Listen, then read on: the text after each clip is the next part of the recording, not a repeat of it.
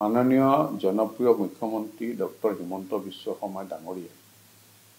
যিমান কৰিব লাগে জুবিন গাৰ্গ ডাঙৰীয়াৰ ক্ষেত্ৰত সকলোখিনি কাম কৰিছে আৰু জনসাধাৰণ এইটো ক্ষেত্ৰত সন্তুষ্ট এজন মুখ্যমন্ত্ৰী হিচাপে তেওঁ ডেড বডি ৰিচিভ কৰাৰ পৰা আদি কৰি SIT গঠনৰ পৰা আদি কৰি সিংগাপুৰত CID মানুহ পঠোৱা গোটেইখিনি যিমান পাৰে তাৰ লগতে যিখিনি দুখী বুলি সন্দেহ কৰা হৈছে তেওঁলোকক কাৰায়ত্ত কৰি জেলত ভৰাই থোৱা লৈকে আৰু ইমান সুন্দৰ ল এণ্ড অৰ্ডাৰ কিমান মানুহ ওলাই আহিছে 15 লাখ ইয়াত বহুতে নেপালৰ নিচিনা পৰিৱেশ কৰাৰ প্ৰয়াস কৰিছে সেইবিলাকো কিন্তু চাব লাগিব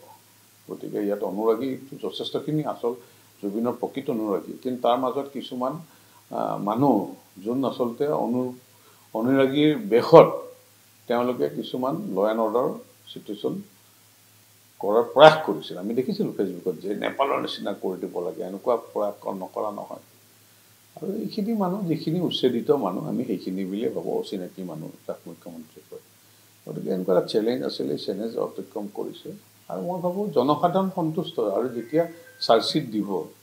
আমাৰ দৃঢ় বিশ্বাস এই চাৰ্জশ্বিট দিয়াৰ পিছত সম্পূৰ্ণ ৰূপত জনসাধাৰণে আমাক দুগুণ ভোট দিব